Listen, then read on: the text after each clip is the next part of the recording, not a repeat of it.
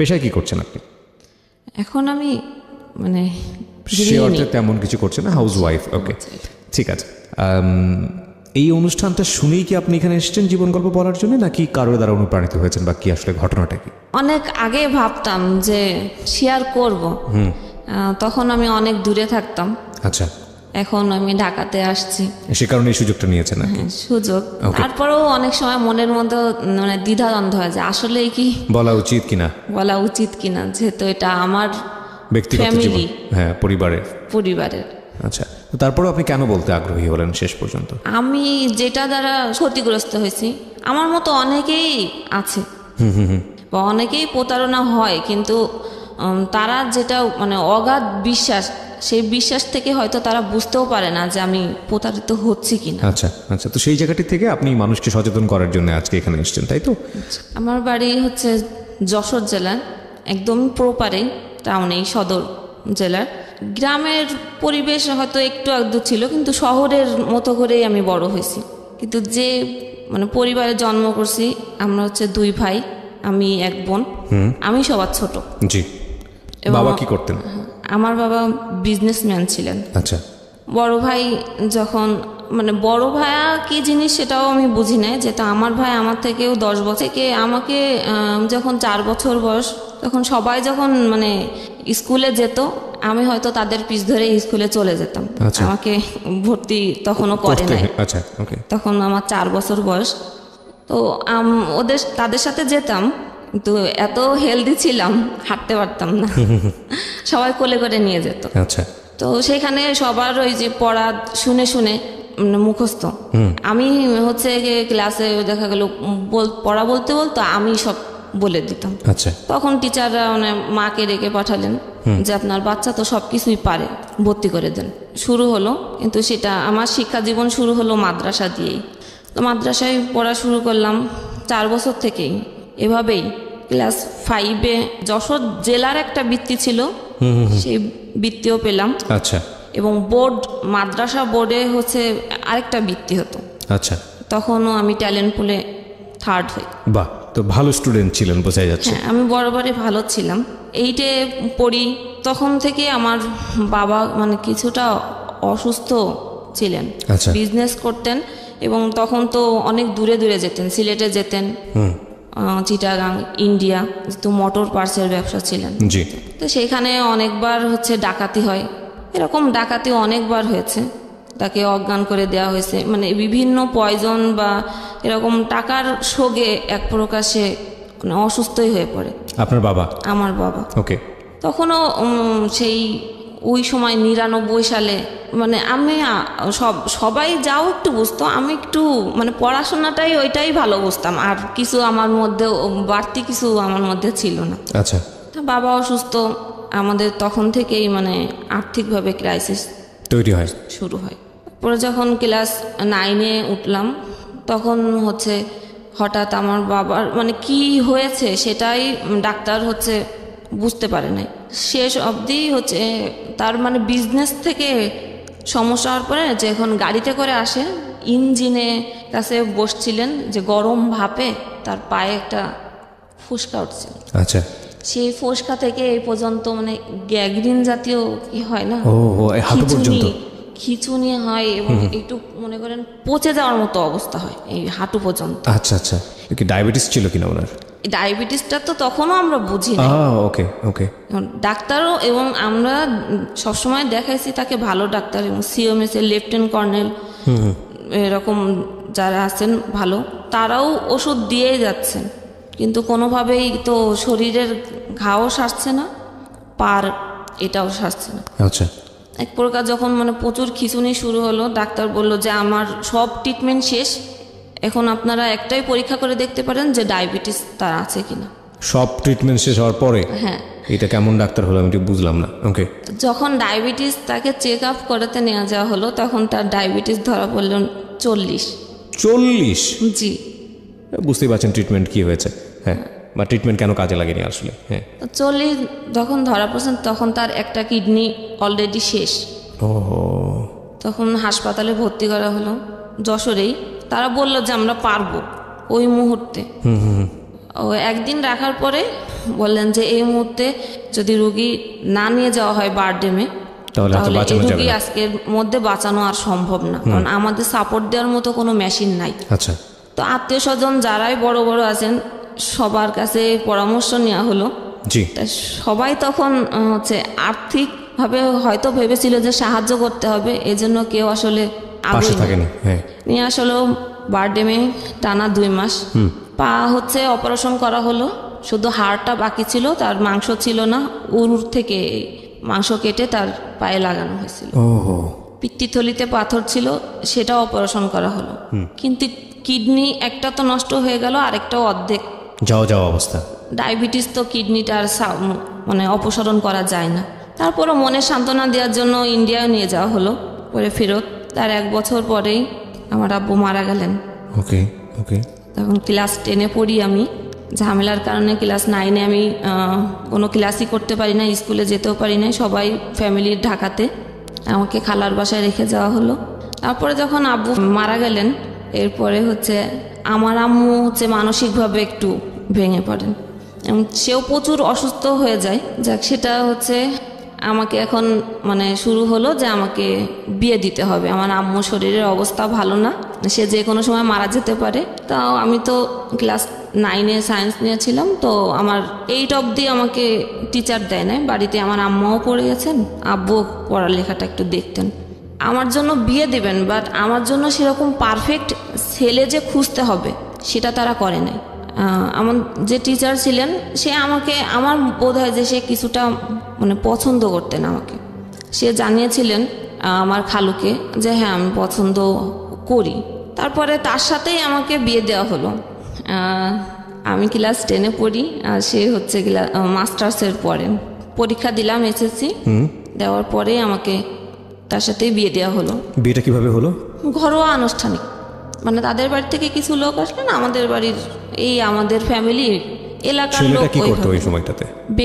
বেকার, মাস্টার্স পড়ে, running masters পড়ছে। তো এরকম একটা ছেলে আপনাকে বিয়ে করলোই বা কেন, আমি ঠিক বুঝলাম না।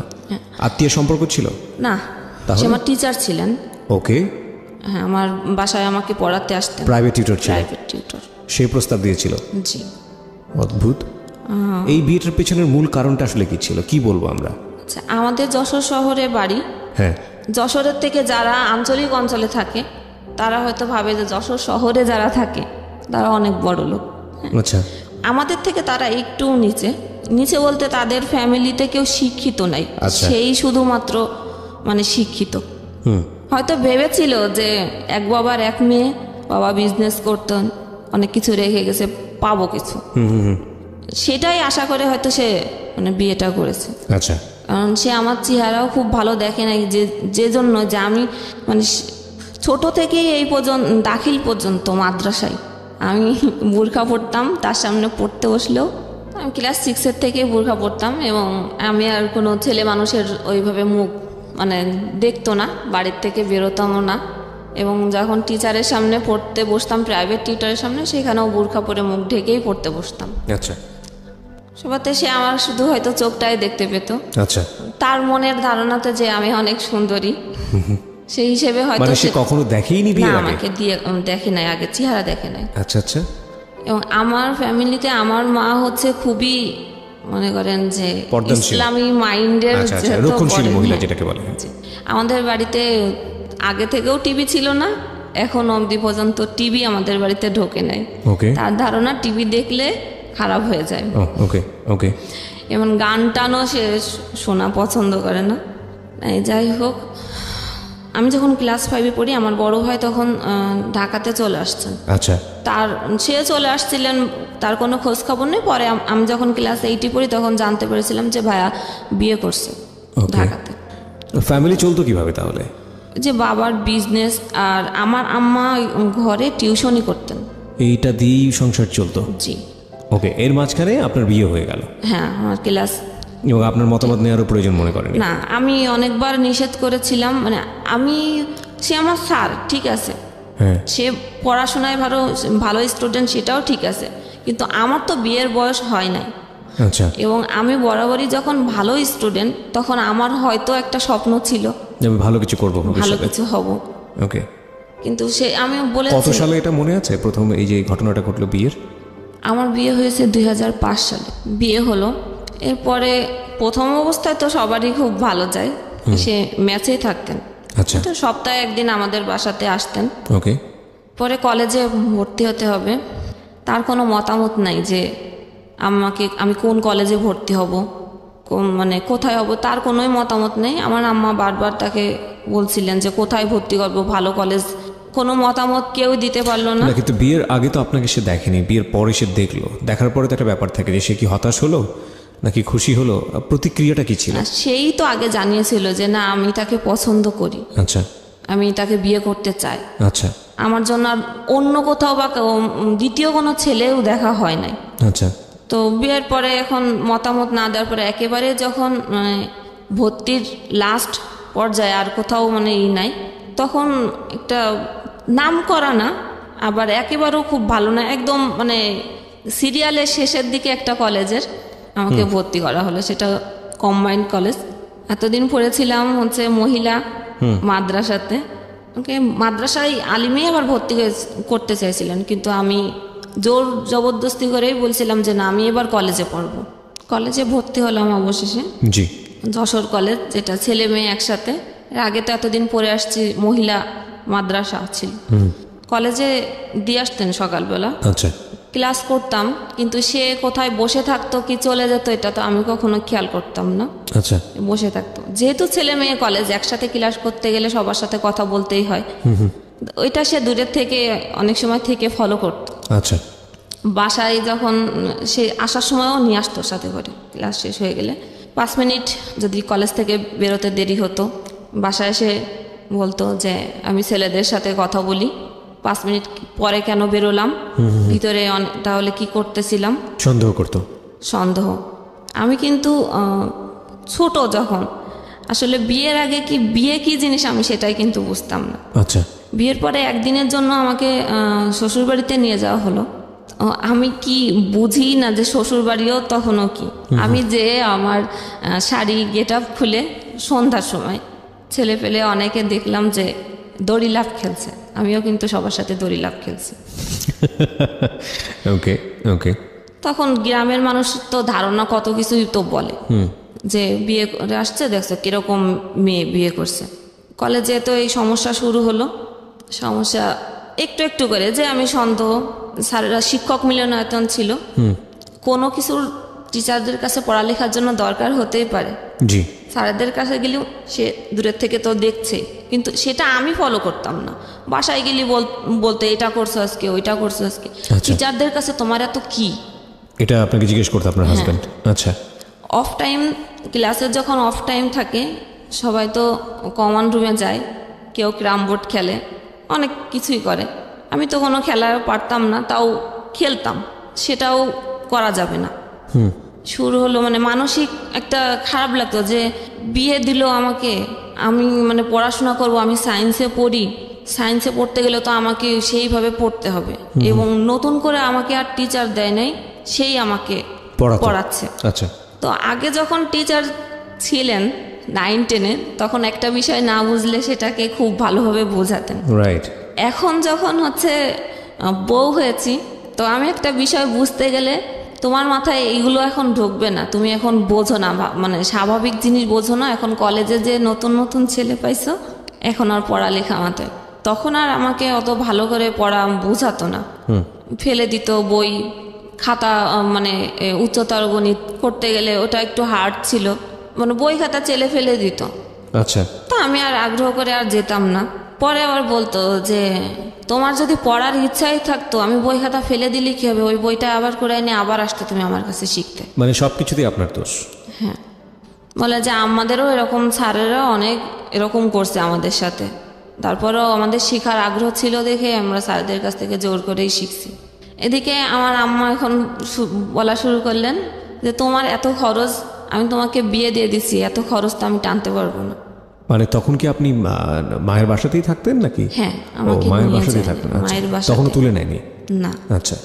কলেজে তো ছেলেদের সাথে কথাই বলা যাবে না, এখন আমি রিজার্ভ হয়ে গেলাম একদম, কারণ আমি একটু মানে স্বভাবগতই আমি সবার সাথে মিশুকে, কথা না বলতে পারলে ভালো লাগতো না।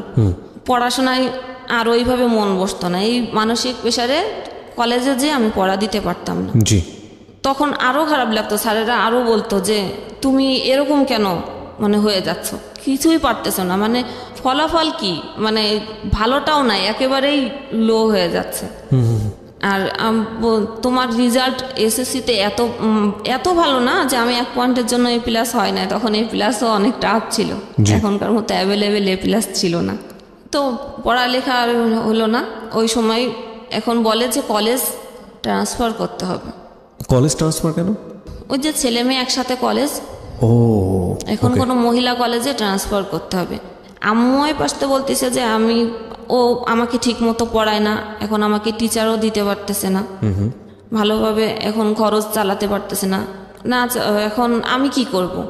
সেও বেকার, সেও তো আমাকে 1 টাকাও দিতে পারছে না। রাইট।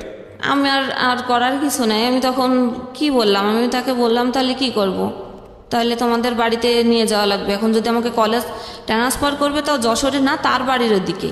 আচ্ছা, তার বাড়ির ওদিকে কেন? যাতে সে মনিটর করতে পারে আর কি হচ্ছে না হচ্ছে। ওকে, তার মাস্টার্স শেষ, সে এখন বাড়ির দিকে চলে যাবে। জি। ফার্স্ট ইয়ার শেষ, যখন মানে কলেজ ট্রান্সফার করবে তখন সেই সময়টাও আর নাই। যখন যশোর শিক্ষা বোর্ডে যাওয়া হলো, বোর্ডে যে কাজটা করেন যে ম্যাডাম, উনি আমাদের পরিচিতি ছিলেন। ম্যাডামকে যখন বলা হলো, ম্যাডাম বলল ঠিক আছে, আমি ব্যাক ডেটে আমি এটা করে দিচ্ছি। আচ্ছা। দিয়ে পাঠাই দিল সেই নোয়াপাড়া, অভয়নগর থানা, যশোর জেলার। ও মাই গড। ওকে, তারপর? সেখান মানে অভয়নগর যে বাজার, তার থেকেও আমার শ্বশুরবাড়ি আরও 2 কিলো ভিতরে ভ্যানে করে যেতে হতো। মানে এই শহর থেকে একেবারে গ্রামে চলে গেলেন? একেবারে গ্রামে। এটা কি জীবনের প্রথম গ্রামে যাওয়া? জি। ওকে, তারপর? সেখানে গিয়েছি, তাদের ধান চাল, আমি তো কখনো ধান চালের কাজ আমাদের এলাকাতেই ছিল না, জি, করিনি। তো ওখানে যে আমাকে এখন বলা হলো যে আমাকে সব কাজ করতে হবে, এবং পড়ালেখাটা তখন আর সে চাইছে না। নামে মাত্র সে ওইখান থেকে আমাদের বাড়ি থেকে দূরে সরাই নিয়ে আসছে, যাতে সে হচ্ছে মেনটেন্স করতে পারে তার মতো করে। কলেজে যাওয়ার জন্য আমাকে হচ্ছে টাকাও দিত না। আমার যে ননদ ছিল সমবয়সী, একই ব্যাস, তাকে টাকা দেওয়া হচ্ছে, সে ভ্যানে করে যাচ্ছে, কলেজ করতেছে। আমি সেই 2 মাইল পথ হেঁটে হেঁটে সেই কলেজে যেতাম। আচ্ছা। সকাল 6টায় হচ্ছে ফিজিক্স কেমিস্ট্রি স্যারদের সকালে ব্যাস থাকতো, ব্যাস শেষ করে 10টায় ক্লাস করে আবার বিকেলে আরও 2টা সাবজেক্ট পড়ে বিকেল 4টায় আসতাম। আসার পরও খাবার নাই, সকালে যেতাম না খেয়ে, বিকালে এসেও বলতো যার খাবার সে রান্না করে খাবে, কারোর জন্য রান্না রেডি করা নাই।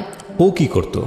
ও তখন হচ্ছে একটা ইন্স্যুরেন্স কোম্পানিতে মানে ছোটোখাটো একটা মানে হাত খরচ চলে এরকম একটা কাজ করে। আচ্ছা। তখনও কোনো চাকরি পায় না সে। আচ্ছা আচ্ছা। সেও সকালে চলে যেত, ট্রেনে করে চলে যেত। সেটা ছিল আরেকটা থানা, জিগরগাছা। আমাদের ছিল তো সদর থানা। জি। সে ট্রেনে চলে যেত, সে আসতো রাত্রে 9টা বেজে যেত, সারাদিন না খাওয়া। তারপরে এসে ধানের কাজও আমি করতাম, মেশিনে যে ধান মাড়ায় পা দিয়ে মেশিনে, মানে ধান ছুটানোর যে মেশিনটা আছে। ওকে, বুঝতে পেরেছি। এটাকে মাড়াই করা বলে। মাড়াই করে বলে। আচ্ছা, রাইট। তো ওই কাজ করে রাত্রে হচ্ছে মানে ফ্রেশ হয়ে আর খেতাম না, যেহেতু রান্না করে আমাকে খেতে হবে সবার জন্য, ওই ইচ্ছা আর হতো না। আর ওই রকম সারাদিন পরে এসে পড়ালেখারও আর শরীর তো ক্লান্ত, কোনোভাবেই মনোযোগ আসতো না, খুব স্বাভাবিক। আর সে যে রাত্রে আসতো, তার খাবার তার মা হচ্ছে রেডি করে রাখতেন, সে এসে ঘরেই খেতেন, সবাই শুয়ে পড়তো। সে যখন আসতো, গ্রাম তো 8টা 9টার দিকে সবাই শুয়ে পড়ে, রাইট। সে এসে খেত, কিন্তু সে একবারও আমাকে মুখের কথা জিজ্ঞেস করতো না যে আমি আসলে খেয়েছি কিনা। ও মাই গড, এটা কিভাবে হয়? এভাবে গেল 2nd ইয়ার। পড়ালেখা তো হচ্ছে না, কারণ সায়েন্সের সাবজেক্ট পড়তে গেলে অনেক পড়া লাগে, অনেক ভিতরের কোনো কিছু না জানলে আমি তো লেখার মতো কোনো পরিস্থিতি নাই। টেস্ট পরীক্ষা হলো, টেস্টে ফেল করলাম, কোনোভাবে পরীক্ষা দিবে না। তারপরেও মানে জোর করে এই স্যারদের বলে যে আমার তো এই পজিশন, এই অবস্থা, আমি এরকম একটা সিচুয়েশনের মধ্যে এখন আমি কি করব। রাজি করানো। আর আমার তো খেতেই পেতাম না, তার বাদেও তার বাবা আমাকে বলতো যে আমার ছেলে তো চাকরি করে না, তোমাকে খেতে দিব, এই খরচটা কেন, কে তোমাকে যে নিয়ে আসছে সে তোমার খরচ দিবে, নয় তোমার বাবার বাড়ির থেকে তোমার খরচ দিবে। আচ্ছা। এই যে 3 মাস ধরে রইছো, এই 3 মাসের যে খরচ আর খাবার খরচ তোমার মাকে বলবা যে দিয়ে যেতে। তো আমার যে নাস্তার যে খাবার, যে বিস্কুট টিস্কুট সকালবেলা, সেটাও কিন্তু আমার মাই দিয়ে যেতেন। তো সেটা খেলেও কথা হতো যে একা একা খায়, দেয় না। কিন্তু না, আমার সামনে সকালে আমার শ্বশুর শাশুড়ি থাকলে আমি তাদের বাটিতে করে দিতাম। গ্রামের মানুষরা আসলে সকালে চা বিস্কুট তো এভাবে খায় না। জি, তারা ওই সকালে উঠে ভাত রান্না করে, 3 বেলায় ভাত খায়। হ্যাঁ, দুপুরবেলা কোনো কাজ থাকে না, তারা দুপুরবেলা এই মাঠের এইগুলো কাজ সারে আবার যে সন্ধ্যার পরে রান্না করে। রাইট। দুপুরের খাবারটা সাধারণত ওই সকালবেলাতে যে রান্না হয় ওটাই খায় দুপুরে। মানে তারা কাজ করলে তো 3 বেলা রান্না করলে তার সব কাজ করতে পারে না।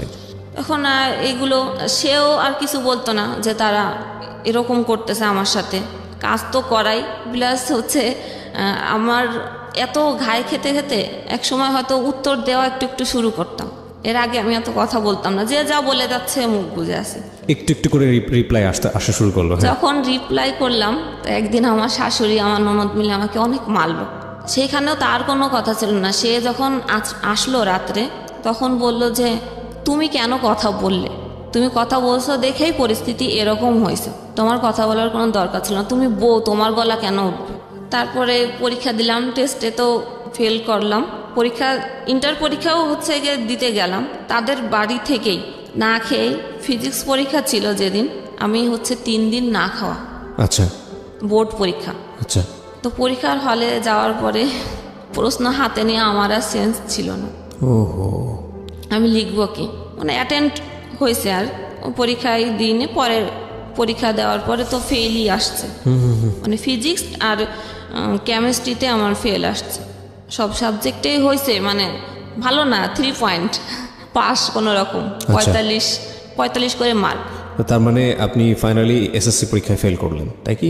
হ্যাঁ। এটা কি পরীক্ষা ছিল? এটা ইন্টার এইচএসসি। ও, এইচএসসি ছিল। তার মানে আপনি ইন্টার পরীক্ষায় ফেল করলেন।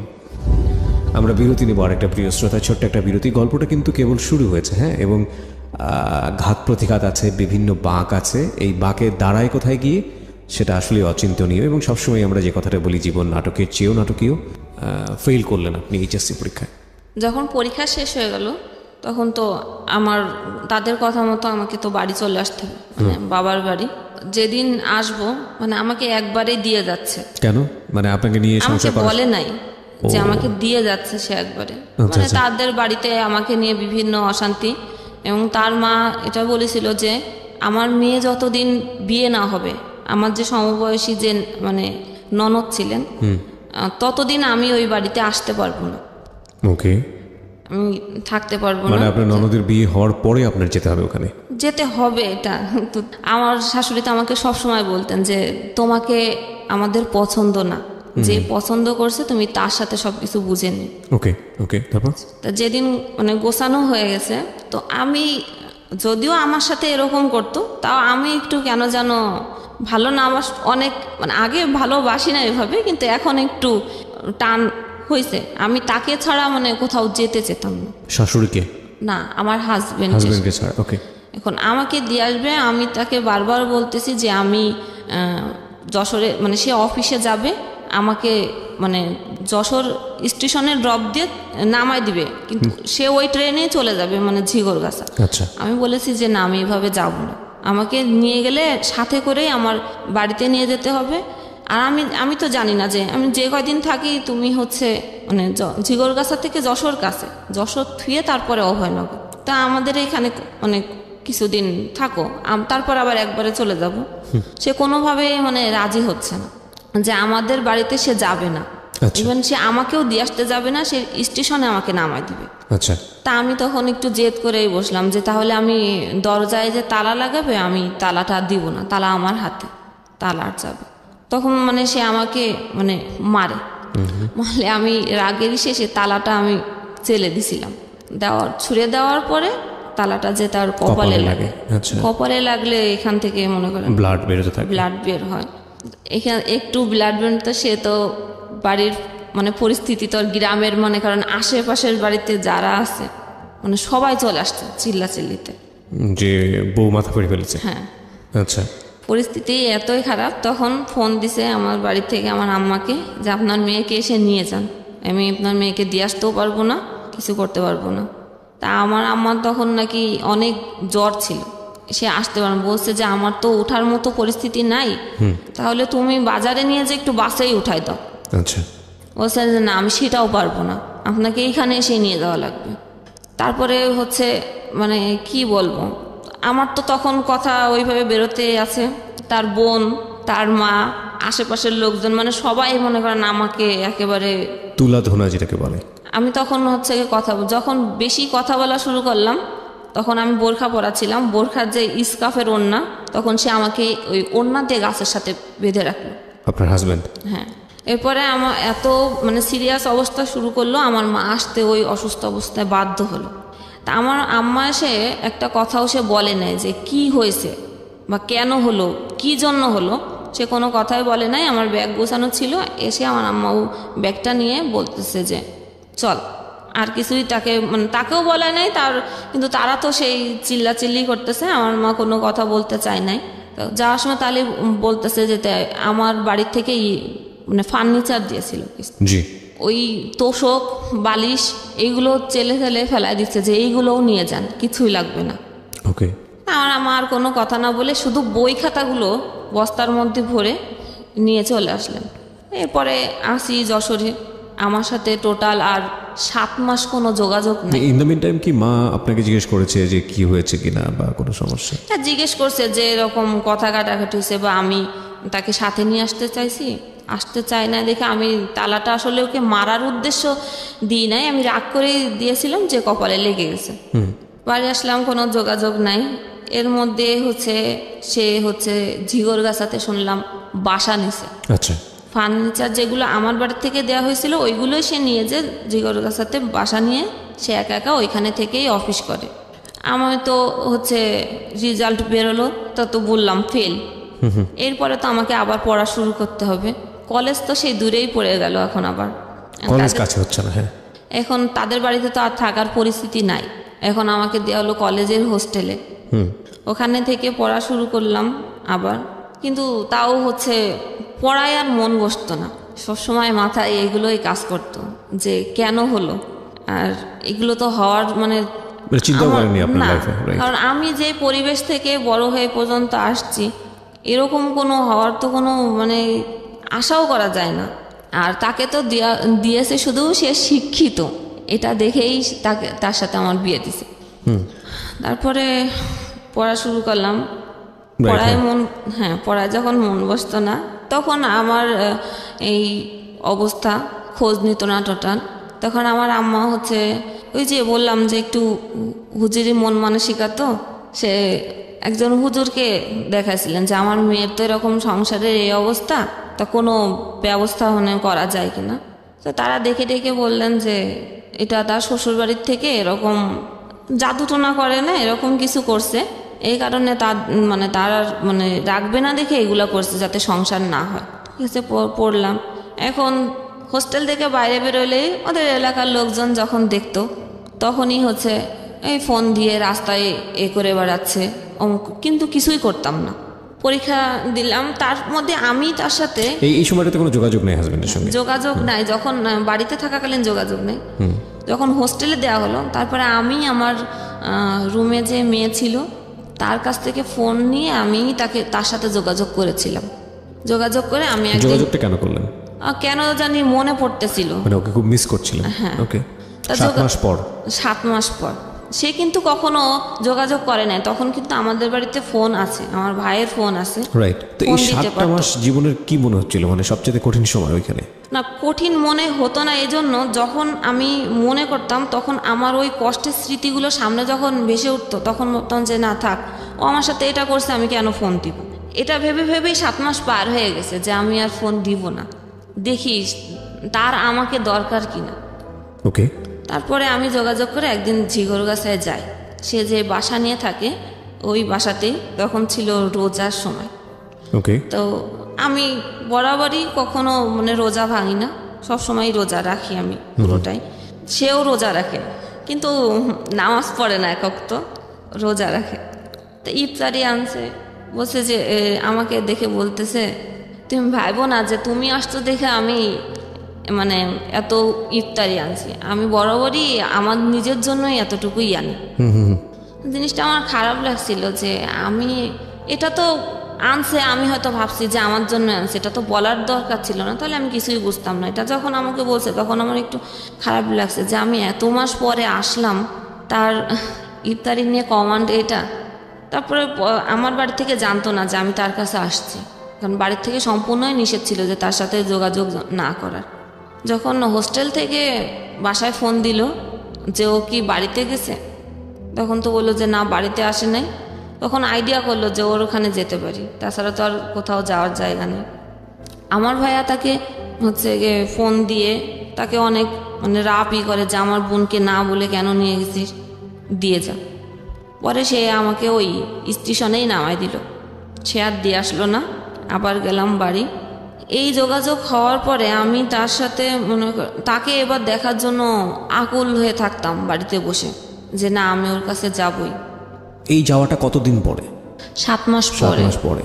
এবং সেটা শুধুই আপনার নিজের ইচ্ছা, ও কোনো যোগাযোগ করেনি? ওর যোগাযোগ করেনি। ভালো লাগা থেকে মানে ওর প্রতি একটা মায়া বা ভালোবাসা তৈরি হয়েছে সেখান থেকে। তারপরে পরে যে বললাম রোজার সময় গেলাম, ইফতারি আনার পরে আমাকে যে এটা বলল যে এটা তুমি না থাকলেও আমার নিজের জন্য এতটুকুই, তুমি আসছো দেখে যে তোমার জন্য যে বেশি কিছু নিয়ে আসছি এটা কিন্তু না।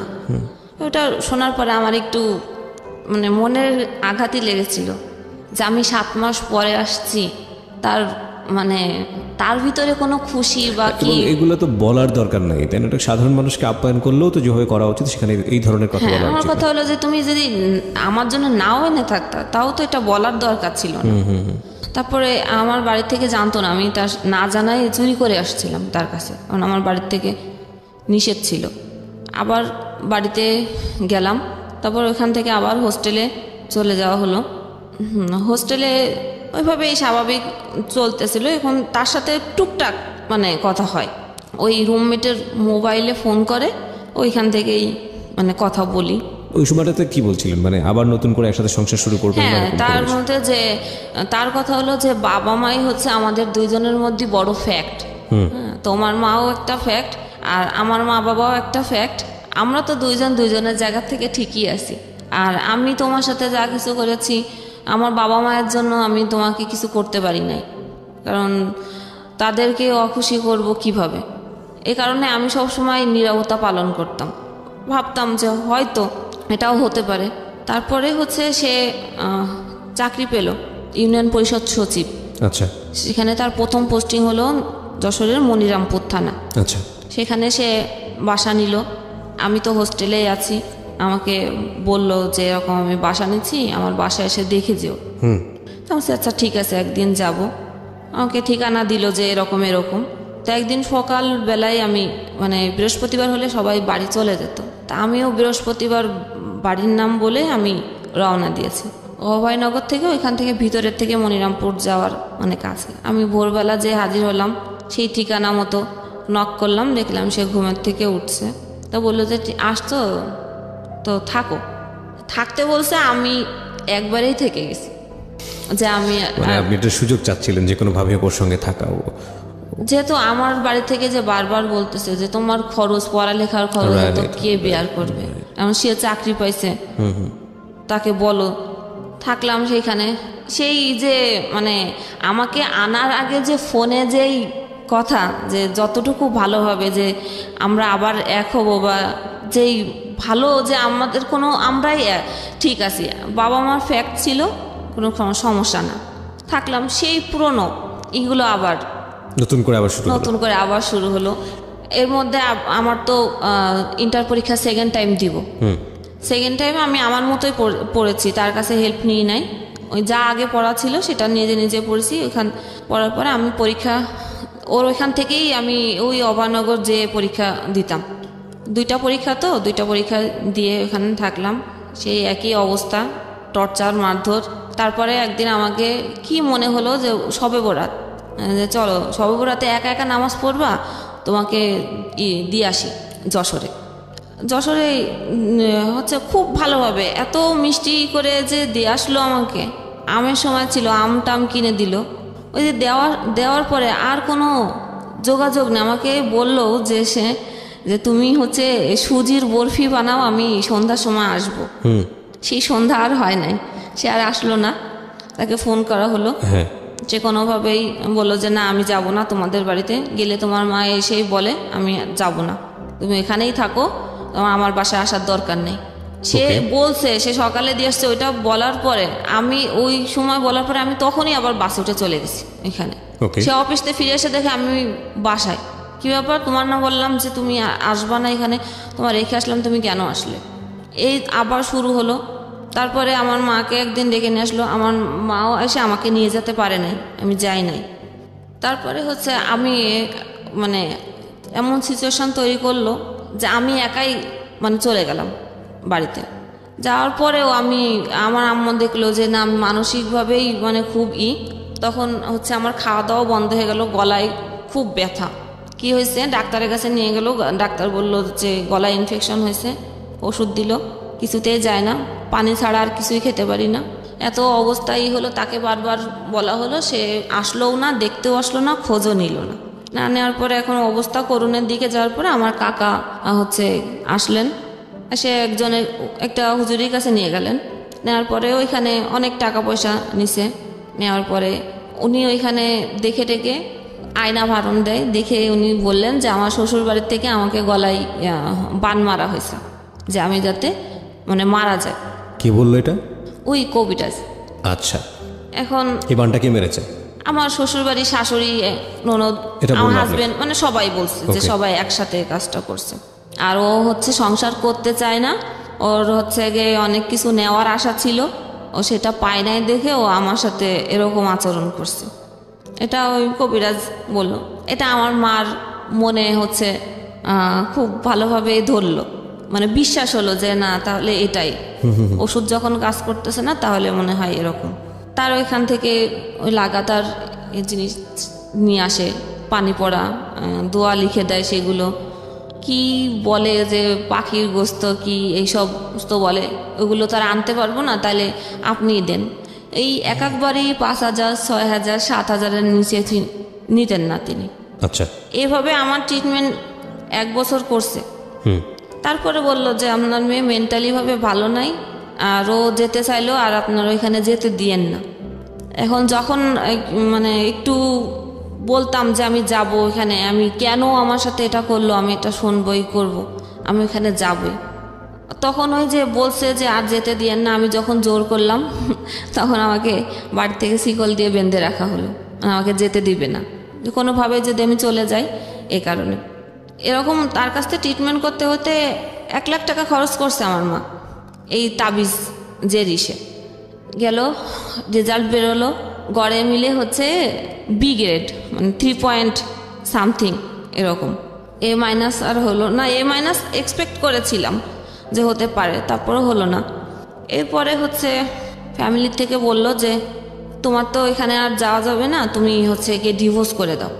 আমি কোনোভাবে ডিভোর্স করতে রাজি হইনি। তারপরেও বারবার আমার মা বলল যে এখানে তোমার তাবিজ করতেছে, মেরে ফেলবে, তুমি মরে যাবা, তার থেকে ভালো তুমি ডিভোর্স করে দাও। আমি ডিভোর্স করতেই চাই না। তারপরে জোর জবরদস্তি করে তাদের ফ্যামিলির থেকে ডাকা হলো, তারা আসলো অনেকে।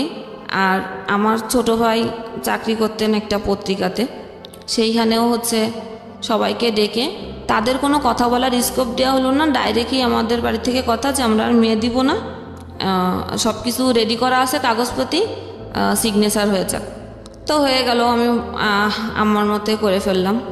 করার পরে আমি বাড়িতে হচ্ছে খুব মানে মানসিকভাবে ভেঙে ফেললাম। এতটাই আমি মানসিকভাবে হয়ে গেলাম যে আমি আম্মাকেও ঠিক মতো ভালোভাবে চিনতে পারতেছিলাম না।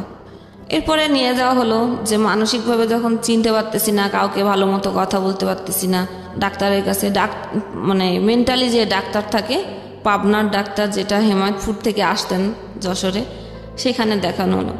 ডাক্তার সেখানে ট্রিটমেন্টের মধ্যে কি ওষুধ দিতেন জানেন না, শুধু ওষুধ খেয়ে ঘুমাই থাকতাম।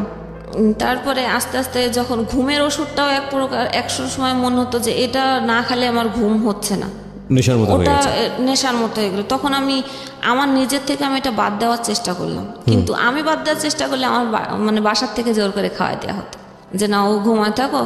এরপরে ভাবা শুরু করলাম যে কি করা যায়। নিজেকে তো আর এইভাবে বসায় রাখলে তো হবে না। আমি যদি এই 2টা সার্টিফিকেট নিয়ে আমার ব্যাকগ্রাউন্ড এটা হলো, আমার ডিভোর্স হয়ে গেল, এইটা নিয়ে আমি এখন কোথায় যাব? এমনিতেই আমাকে পড়ার খরচ দিতেই চায় না, কোনো রকম শেষ করলাম।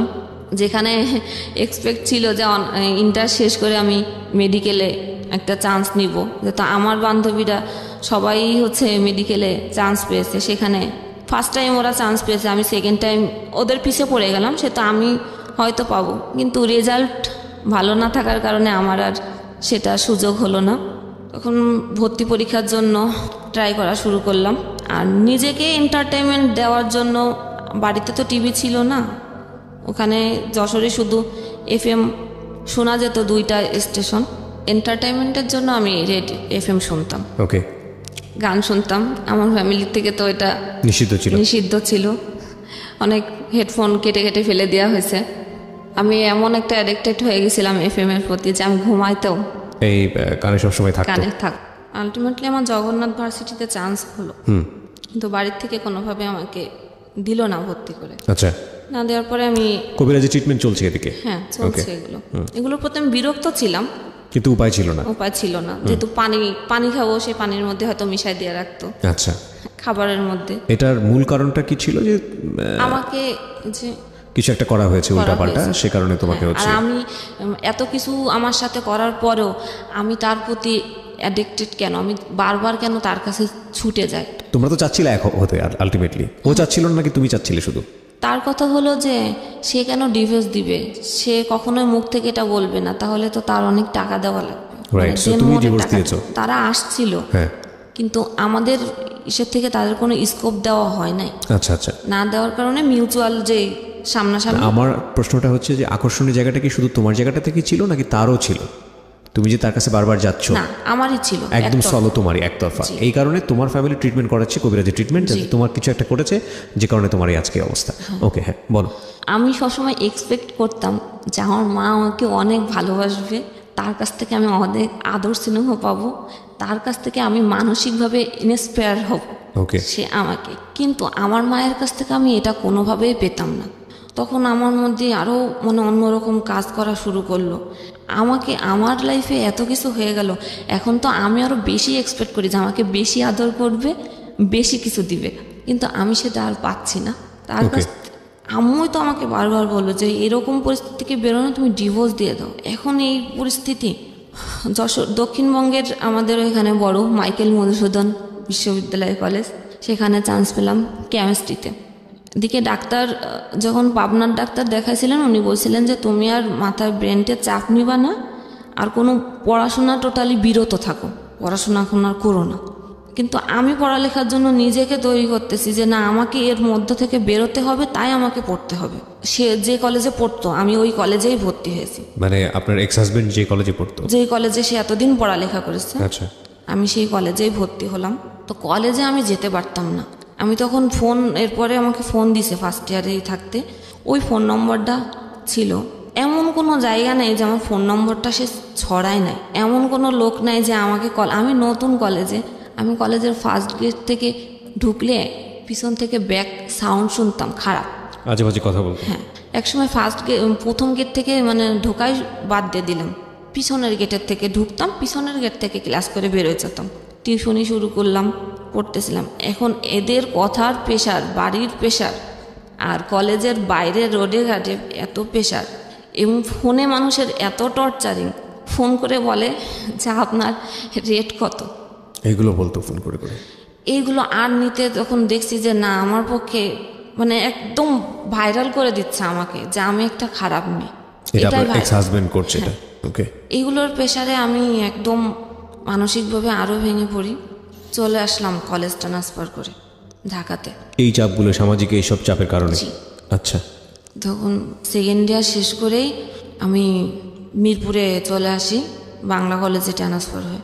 আমার বড় ভাই থাকতেন তো ঢাকাতে, তার কাছেই আসলাম।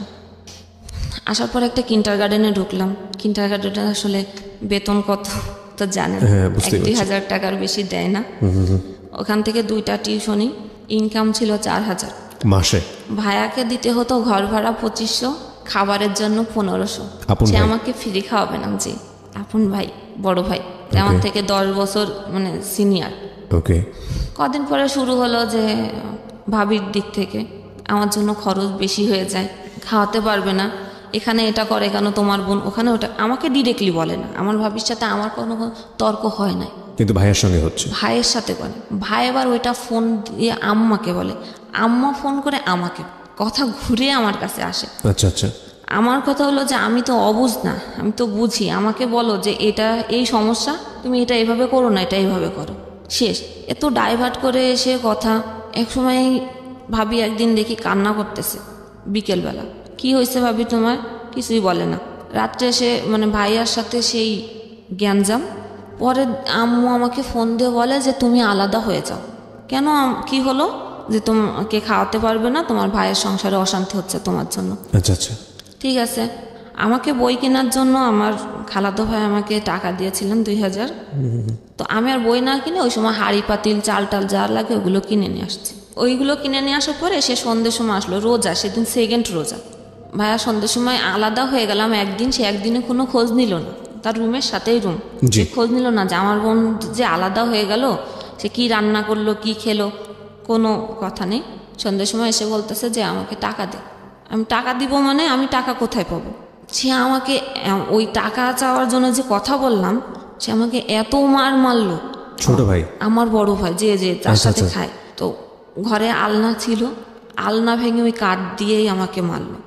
এই কানে এমন একটা থাবা মারলো যে কানের পর্দাই ফেটে গেছে। ও আর কি বলতেছে এরপরে আমি আর কিছুই শুনতে পাচ্ছি না, কারণ এক কান তো বন্ধ হয়ে যায়, আরেক কানও বন্ধ হয়ে গেছে, দুই কানে আর কিছু শুনতে পারতেছি না। ও তো আমাকে মারতেছেই। আমি মানে একদম মানে শুনতে না পারলে আমি কি রিয়াক্ট করব? আমি আর রিয়াক্ট করতে পারছি না। মারটার খেলাম। ঘর যেভাবে মানে টাকা খোঁজার জন্য একটা মানুষের ঘরে ডাকাতি করলে ঘরের যে অবস্থা করে, ও সে অবস্থা করছে ঘর। আচ্ছা। এবার ছোট ভাই তো তারাবি পড়তে গেছে, ও এসে দেখে যে ঘরের এই অবস্থা। কি হয়েছে বললাম, টাকা চাইছে, আমি দিইনি দেখে আমার সাথে এই বিহেভ। পরে আম্মাকে ফোন দিল। আম্মা আসলেন ঢাকা থেকে, এই যশোর থেকে ঢাকায় আসলেন, কিন্তু আম্মা কোনো রিয়াক্ট আর করলেন না যে কেন করলো এই। ডাক্তার তখন দেখলাম কানের থেকে ব্লিডিং হচ্ছে। ব্লিডিং হওয়ার পরে বুঝলাম যে আমি কেন শুনতে পাচ্ছি না। ওকে। এরপরে ডাক্তার দেখালাম পিজিতে। কান দেখে বলেছিল যে আর মানে পর্দা জোড়া লাগবে না, কিন্তু লেগে গেছে কোনো কারণে। ওখান থেকে এবার আমাদের বলা হলো যে বাসা চেঞ্জ করে চলে যেতে। তা আমার এক কলিগ আমাকে বাসা দিলেন, বললো যে মেয়ে কলিগ, ওনার বাসা বললো ছোট একটা রুম আছে, তুমি আমার বাসাতেই থাকো, সমস্যা নেই। থাকলাম এখানে। এবার ওইখান থেকে চাকরিও চেঞ্জ করে আমি মিরপুরেই চলে আসলাম, দারুসালাম থানার এদিকে চাকরি। এখানেও আরেকটা স্কুলেই আসলাম। 4th ইয়ার পরীক্ষা শেষ হলো। তো আম্মু বললো যে অনেক দিন তো থাকছিস, আয়। মানে আমার মার কথা হলো যে আমি মা, আমি সন্তানের মানে ভালোর জন্য করতেছি, যা করতেছি এটাই রাইট, তোমার কথা বলার কোনো স্কোপ নেই, বা আমার যে কি ইচ্ছা এরকম কোনো ইচ্ছা প্রকাশ করার মতো জায়গা নেই। আচ্ছা। তখন আবার সেই একই ওই রকম নোংরা কথা টুকটাক বলেই। আমি ওই নোংরা কথাগুলো আমি কখনো মানে করতে পারি না। ওই যাওয়ার পরে একই অবস্থা। এরপরে আমার একদিন রাগ হলো, আমি তাকে বলেই বসলাম যে আমার যে ডিভোর্স হলো, আমাকে তো কিছু টাকা দিয়েছিল, মানে কাবিনের যে টাকা। এখন তো যখন আমি এই কথাটা বলি তখন 2013 সাল, আমার ডিভোর্স হয়েছে 2007 সালে। তা এত বছর আমার টাকা তো আমার মা আমার কাছ থেকে বলেই বলছিল, কিন্তু টাকাটা আমার হাতে দেয় নাই, তাদের কাছে দিছেন। আমাকে বললো যে তোমার ওই টাকাটা নিয়ে আমি ঘর তৈরি করতেছি, আর তোমাকে একটা মানে ডিপোজিট করে দেবো তোমার ভবিষ্যতের জন্য। কত টাকা ছিল? 65,000 টাকা দিছিলেন। আচ্ছা। আমার মা সেটা দিয়ে ঘর তুলছেন, তোলার পরে ভাড়া তার মতো সে চলে। আমার জন্য কোনো ডিপেস করে নাই সেটা আমি জানি না, কারণ আমি মাকে বিশ্বাস করছি। তখন তার কাছে আমি টাকা চেলাম, সে সেম আমার মাথা নষ্ট হয়ে গেছে। ওই রিয়াকশান থেকে আমি পাগল হয়ে গেছি। আবার এখানে দৌড়লেন, তারা বলছে হ্যাঁ পাগল টাগল হয়ে গেছে, আর হচ্ছে গিয়ে সেটাও না, ওই মাথা একটু নষ্ট হয়েছে, সেটার কারণ হলো যে তার অন্য কারোর সাথে অ্যাফেয়ার আছে, সেই কারণে সে টাকা চাচ্ছে। এই কবিরাজি ট্রিটমেন্ট? জি। আমি আমার মাকে হাজার বোঝানোর চেষ্টা করেছি যে আমার কারোর সাথে অ্যাফেয়ার নেই। যদি সেটাই হতো তা আমি ঢাকা শহরে তো এত কয় বছর পার করে আসলাম, আমি তো অনেক কিছু করতে পারতাম, আমি সেটা করি নাই কখনো।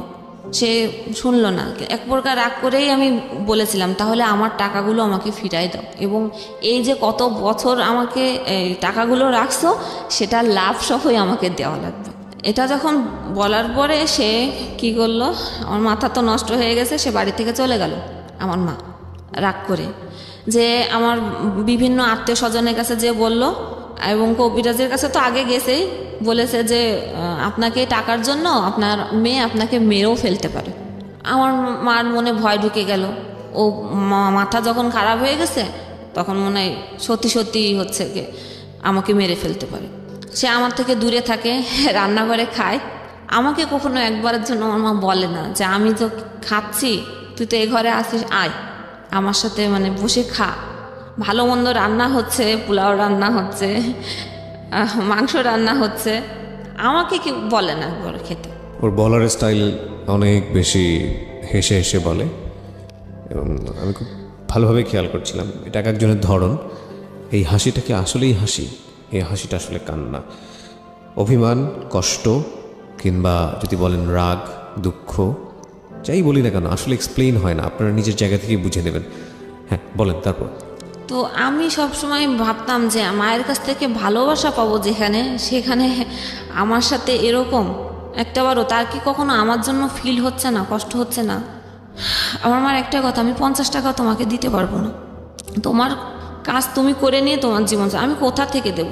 কিন্তু আমার মায়ের অ্যাবিলিটিও এমন ছিল না যে সে আমাকে দিতে পারবে না, বা আমার মা আমার ভাইদের প্রতিও ডিপেন্ডেন্ট ছিল না যে ভাইরা দিবে সেই হিসাবে তাকে চলতে হবে। ওকে। আমাদের বাড়ি হচ্ছে যশোরেই 2 তলা বাড়ি, নিচে ফ্ল্যাট ভাড়া দেওয়া। দোতলা বাড়ি আপনাদের? হ্যাঁ। তারপর ওই এইরকম অবস্থা? নিচে ফ্ল্যাট ভাড়া দেওয়া, 2 পাশে টিন শেড ঘর করা, সেখানে ভাড়া দেওয়া। এবং আমার ভাইয়াও টাকা দেয় আম্মুকে। আমার আম্মার একার খরচ তো আর আসলে অত লাগে না, সে কি আমাকে পারে না দিতে? কিন্তু সে আমি চাইলে দিচ্ছে না, কিন্তু আমি দেখতেছি যে কবিরাজের বাসায় 5,000, 6,000, 10,000ও যদি লাগে, ইভেন যদি তার ধার করাও লাগে, সেটা সে দিয়ে আসছে অন্ধবিশ্বাস থেকে। হ্যাঁ, ধার করেও সে টাকা দিয়ে আসছে। তখন আমি রাগ করে চলে গেলাম। আমি প্রথম ফার্স্ট আমার চাচা বাড়িতে। আমার মানে এত বছর জীবনে আমি চাচা, মামা, ফুপু, খালাতো ভাই বোন বা কারোর সাথে কখনো মিশতে দেওয়া হয় নাই। ভাই বোনের যে কি সম্পর্ক, কি টান, বা এক জায়গা হলে কত মানে মানুষ উপভোগ করে আনন্দ, সেটা কখনো করি নাই। তো গেলাম, সেখান থেকে খোঁজ পেল আমার খালু, বললো যে তুই আমাদের বাড়িতে বাসায় আয়, তোর কী হয়েছে দেখি। ওখানে যে থাকার পরে সেই একই অবস্থা। আম্মু খালু এগুলো বিশ্বাস করে না, কিন্তু খালামণিকে আম্মু চুপি চুপি ওই জিনিসগুলো দিয়ে আসে যে ঠিক আছে তোর এখানে আছে, তুই এগুলো খাওয়াস ওকে, পানি টানি এগুলো। আমি একদিন ফলো করলাম যে আমার মা যে জিনিসগুলো আমাকে বাসায় খাওয়াতো, সে জিনিসগুলো আমি খালার বাসায় ওই যে ময়লার ঝুড়িতে আমি দেখতে পেলাম। তখন আমার জিনিসটা খারাপ লাগলো যে এইখানেও আমি আসছি, এখানেও এই অবস্থা, তাহলে এখানে থাকা যাবে না। রাইট। তারপরে খালা আমাকে একটা কথা বলছিল, ওইটা আমার বেশি হার্ট করছিল, যে বাবা নাই তো অসহায়, এই কারণে রাখছি, এর মা কি করবে। তা আসলে অসহায় জিনিসটা আমাকে হার্ট করছে। ফাইনালি আমি আবার বাড়িতে গেলাম আম্মুর কাছেই। আম্মা তো বাসা থেকে আমাকে দেখেই বললেন যে ও যদি এই বাসায় থাকে আমি এই বাসায় থাকবো না। শীতকাল, সন্ধ্যের সময় সে চলে যাচ্ছে আমাকে দেখে, সন্ধ্যের সময় আসছি। তা আমার এত শীত, আম্মা চলে যাবে ঘরের থেকে, দরকার নাই, ঠিক আছে আমি বাইরে থাকতেছি। আমি সারা রাত শীতের মধ্যে, সোয়েটার নেই, কোনো কিছু নেই, আমি সারা রাত সিঁড়িতে বসে থাকলাম। আমার মা ঘরে ঠিকই ঘুমালেন লেপের মধ্যে। সেখানে ভাইয়াকে ফোন দিলেন ঢাকায়, যে ওর তো মাথা খারাপ হয়ে গেছে, এখন কি করবি কর, ও তো আমাকে মেরেই ফেলবে। আমি অমুককে দেখাইছিলাম, সেখানে এই কথা বলছে, তুই আয়। ভাইয়া ওই রাত্রেই রওনা দিল ঢাকা থেকে। আসলো সকালবেলা এসে দেখে যে আমি দাঁড়ায় আছি উঠানে। তো মানুষজন ডেকে বলল যে দেখেন, একটা সুস্থ মস্তিষ্কের লোক কখনো এই শীতের মধ্যে সারা রাত কি বাইরে থাকতে পারে? না। তাহলে বোঝেন সবাই যে আমার মা যেটা বলে সেটাই রাইট কিনা, যে ও আসলে তাহলে পাগল হয়ে গেছে। তাই আমি পাগল হয়ে গেছি। আম্মাকে ওই সময় ও কি করলো, ব্যাগটা গুছাই নে পাঠাই দিল কোথায়। আমি আমার মার পিছ পিছ দৌড়াইছিলাম রাস্তায় যে তুমি যেও না, আমি তোমাকে কখনো মারবো না, আমি এটা করতে আসি নাই, আমি মারতে চাই নাই, আমি কেন মারবো, তুমি তো আমার মা, আমি তোমাকে কেন মারতে যাব। সে আমার কোনো কথা শুনল না, চলেই গেল। বাসায় থাকলাম। বড় ভাইয়ের এখানে আসলেন ঢাকাতে। এখান থেকে কি বুদ্ধি পেয়ে গেছেন, আমি বাড়িতেই একাই কোনো চাল না, কোনো কিছু না, কোনো কিছুই রেখে যায়নি, খাবার কোনো কিছু, রইছি আমি একা। আমার ছোট ভাই আমাকে অনেক মারলো যে তোর জন্য আমার মা এই বাড়িতে থাকতে পারে নাই, তোকে এই বাড়িতে আর থাকতে দিব না। তাহলে আমি কোথায় যাব সেটা জানি না, তুই কোথায় যাবি, কোথায় যে থাকবি, তুই কি খারাপ জায়গাও যদি চলে যাস সেটাও আমাদের দেখার দায়িত্ব না। তারপরে পাশের বাড়ি থেকে একটা ছেলে এসে ও বলল যে থাকবে, ও থাকুক, আপনি মানে কিছু করেন না। আমার কাছ থেকে ফোন ছিল, ফোনও নিয়ে নেওয়া হলো। আমার কাছে কিছু টাকা ছিল, সেটাও নিয়ে নিল, গেল। ছোট ভাইয়া চলে গেল আবার ঢাকাতে। ও যে পৌঁছাইছে আর বড় ভাইয়া আবার হয়তো রওনা দিছে, আমি জানি না, যেহেতু আমার কাছে ফোন নাই, কোনো কিছু আমি জানি না। সকাল ভোরবেলা দরজা নক করছে, তারপরে খুলে দেখি যে ভাইয়া, বড় ভাইয়া এসে আমাকে রড দিয়ে অনেক মারলো। লোহার একটা রড ছিল, সারা শরীরে রক্ত জামা। কি আমাকে কেন মারতেছো, তো টাকা চাইছো, একটা ছেলের সাথে সম্পর্ক, প্ল্যান করে আসছি আমি, এগুলো চাকরি টাকরি ছেড়ে দিয়ে প্ল্যান করে বাড়িতে আসছি যে টাকা পয়সা নিয়ে আমি চলে যাব। তা আমি টাকা চাইছি, ভালো কথা, টাকা নিয়ে নেয় না। টাকা মা ছিল না বাসায়, মা চলে গেছে, তুই হচ্ছে টাকা চুরি করছিস। আমি টাকা চুরি করছি, কত টাকা? 50,000 টাকা। আমি চুরি করছি, আমি চুরি করলে আমি ঘরে কেন? রাইট। আমি চুরি করলে তো আমি নিয়ে চলে যেতাম, তাহলে আমি কেন? আমি যদি প্ল্যান করে থাকতাম কারোর সাথেই চলে যেতাম, তাহলে তো আমার উপযুক্ত সময় ছিল যে বাড়িতে কেউ নাই, আমি তো নিয়ে চলে যেতাম। যখন সে আমার কোনো কথাই শোনে নাই, প্রচুর আমাকে মারলো এবং বাইরের থেকে তালা লাগা চলে গেল। যে আমার আব্বুর একটা ফ্রেন্ড ছিল পাশে, তাকে ডেকে আনার পরে তাকে বলল যে আম্মা বলছে যে ও হচ্ছে ঘরে সোনা গহনা ছিল, সেগুলো চুরি করে পাস করছে, আর 50,000 টাকা ছিল, সে টাকা ও পাস করে দিছে। তা আমি বলছি এটা কে বলছে? বলছে মা বলছে। আমি বলছি আম্মা বলছে? আমার বিশ্বাস হয় না, কারণ আমি এত বছর, সে আমাকে মানুষ করছে, আমি চোর কি আমার হাত টাকা নেওয়ার অভ্যাস আছে কিনা একমাত্র সেই ব্যক্তি আমাকে বলতে পারবে যে আমি কেমন। জি। তা আমার মা যদি বলে থাকে যে আমি চুরি করছি, তাহলে আমি বাড়ি থেকে হচ্ছে গিয়ে চলে যাব। তা বলছে ঠিক আছে, আম্মাকে ফোন দিচ্ছি। আর প্রতিবেশী যারা যে কাকু, তারা বসাই আমার সামনে। তা আমি কাকুর কাছে রিকোয়েস্ট করছি যে আমার তো মারতে আর জায়গা রাখে নাই, তো তারপরও আমি মানে বাড়ি ছেড়ে যাই না। যদি আমার মা আমাকে এই কথা বলে যে আমি চুরি করছি, তাহলে আমি আজকে এখনই এই মুহূর্তে আমি চলে যাব, কারণ আমার আর বলার কোনো ভাষা নেই, এর কোনো উত্তর আমার কাছে জানা নাই। ফোন দিল, লাউডে দিল। হ্যাঁ, আমার মা ওই পাশ থেকে বলছে যে আমার ঘরে 50,000 টাকা ছিল, ও চুরি করছে, গহনা ছিল 5 ভরি, সেটাও নিছে। আমি আর কোনো রিয়াক্ট করলাম না, বললাম আচ্ছা কাকু ঠিক আছে। কাপড় চুপড় নিলাম, বাট আমার সার্টিফিকেটগুলো কেড়ে নেওয়া হলো।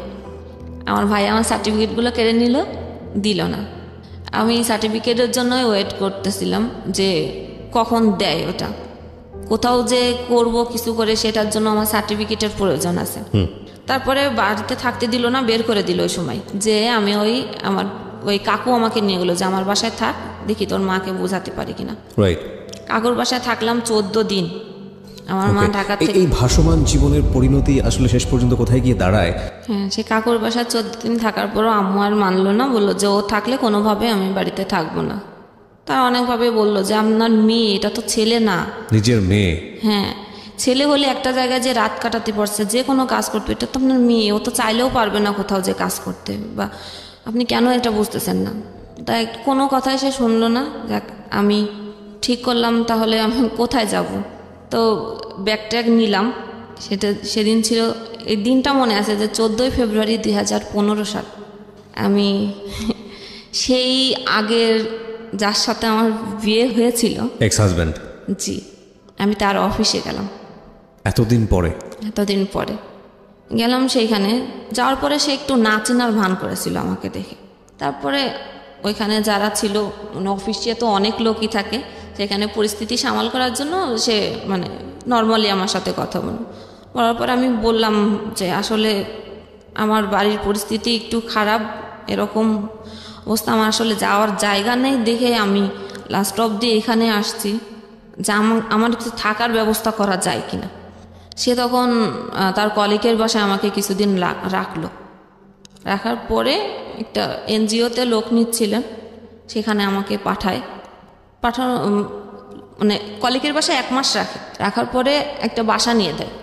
সে বাসাতে সে আসতেন বলতে তার যখন ট্রেনিং থাকতেন, এর মধ্যে সে কিন্তু বিয়ে করছে, তার একটা ছেলে সন্তানও আছে।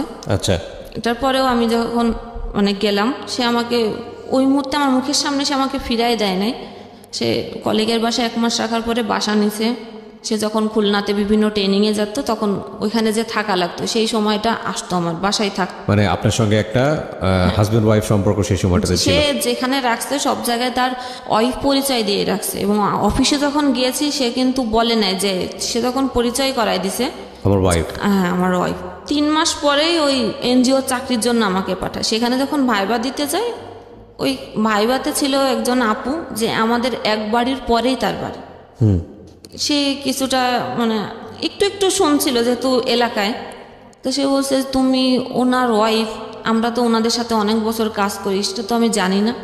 আমার তো এখানে আর বলার কিছু নেই, কারণ আমি তারে কিছুই বললাম না যে আপু আমার আসলে জবটা দরকার। এখানে ট্রেনার হিসেবে আমি যোগদান করলাম। আপনার বিভিন্ন ইউনিয়ন কাউন্সিলে ভিজিডির চাল দেয় সরকার থেকে, ওটা একটা প্রকল্প। সেখানে স্যালারি আমার 5,000 টাকা ছিল, কিন্তু সে যে আমাকে ওই চাকরিটা দিয়ে আস্তে আস্তে যে দূরে সরাই দেওয়ার জন্য করছে সেটা আমি বুঝি নাই।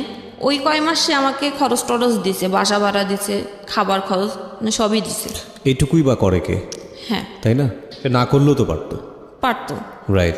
এটা করার পরে আর এবং ওই চাকরিতে ঢোকার সময় হচ্ছে 10,000 টাকা দিতে হয় জামানত। এখন অনেক মেম্বার, 10 টাকা করে হলেও অনেক টাকা হয়ে যায়। যখন টাকা তোলা হতো 4 লাখ 5 লাখ করে টাকা হতো। এই কারণে জামানত হচ্ছে দেওয়া। 10,000 টাকা সে নিজেই দিল জামানত হিসেবে। এরপরে আর যোগাযোগ যখন করে না, তখন আমি বাসাতে মানুষের কাছে কি জবাবদিহিতা করব? রাইট। যে কাউন্সিলরকে আমাকে দিয়ে আসছে সেখানেও তো সে একই পরিচয় দিয়ে আসছে। আমি তো কাউকেই জবাব দেবে না যে তোমার হাজবেন্ড কোথায়, কেন আসে না। কোনো একটা ডাউট আছে, এটা তো মানুষ বোঝে, যে মাসের পর মাস আসে না, ফোন দেয় না, খোঁজ নেয় না, নিশ্চয়ই কোনো সমস্যা আছে। আমি আর কিছু বলতাম না। এরপরে আমি চাকরিটা ছেড়ে দিলাম। এত কথা উত্তর না দিতে পেরে? হ্যাঁ। আচ্ছা। যেখানে থাকবো না ওই মুহূর্তে আর চাকরি নাই, আসলাম কোনো রিলেটিভ না, যেহেতু কোনো রিলেটিভের বাসায় আমি যাওয়ার মতো পরিস্থিতি নাই। শুধু একটা রিলেটিভের বাসায় একদিন গিয়েছিলাম থাকার জন্য 1 রাত, আমার ফুপু বাসায়। ফুপু তো বোন আমাকে ওই যে চোর, এজন্য সে আমাকে বটিনে কুপাতে গেছিল যে এই মুহূর্তে বাড়ি থেকে বেরোয় যায়, তো এখান থেকেও চুরি করতে পারিস। কি অসহনীয় জীবন, কি অসহনীয় জীবন। অথচ সে আমার বোনটা আমার থেকে কিন্তু ছোট। এরপরে আসলাম আমাদের বাড়িতে। আপনি বলছেন এতগুলো ঘটনা ঘটে গেছে আপনার জীবনে, আপনি কাঁদছেন না? মানে আপনি কি পাথর হয়ে গেছেন শোকে? সহ্য করতে করতে এখন আর চোখে পানি আসে না। আমি প্রতি মুহূর্তে যুদ্ধ করছি যে আমাকে উত্তরণ করতে হবে, কিন্তু একটা জিনিস এর মধ্যে শুধু মাথায় কাজ করতো যে আমাকে পড়ালেখা শেষ করতে হবে। এটা খেয়াল রাখবেন একটু, ওর গল্পটা কোথায় গিয়ে দাঁড়ায়। হ্যাঁ, তারপর? এরপর আমাদের বাড়িতে দীর্ঘদিন ভাড়া ছিল, ওনাদের সাথে কোনো এক প্রকারে ওইখানে যে রাস্তা আমার দেখা, ওনারা ওইদিকে বাড়ি করছেন ওই গ্রামে। ওনাদের বাড়িতে যে আমি থাকি 1 মাস, ওনারা অনেক ভালো।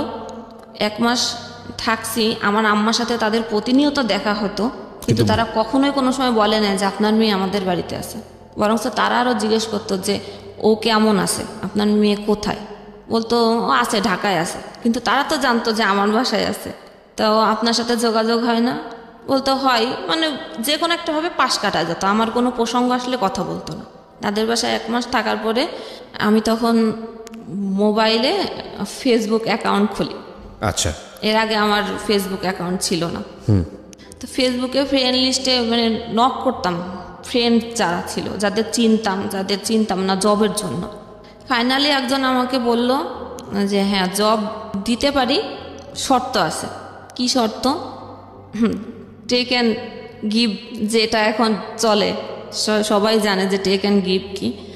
তো আমি সেই মুহূর্তে ভাবলাম যে আমি কখনো এত কষ্ট ফেস করছি, কখনো এইরকম কোনো নোংরা জিনিস আমার মাথায় কাজ করে নাই, কিন্তু আমাকে তো জবের এখন দরকার। তখন আমি মানে রাজি হলাম, কিন্তু আমার মনে ছিল যে আমি জবটা নিব, তারপরে আমি তাকে টেকনিক্যালি অ্যাভয়েড করে যাব, এরকম কোনো ইস্যু, মানে আমি তার সাথে 2 নম্বরই করব, এটা এরকম একটা ইচ্ছে। আচ্ছা, ফাইনালি আমি আবার ঢাকায় আসলাম।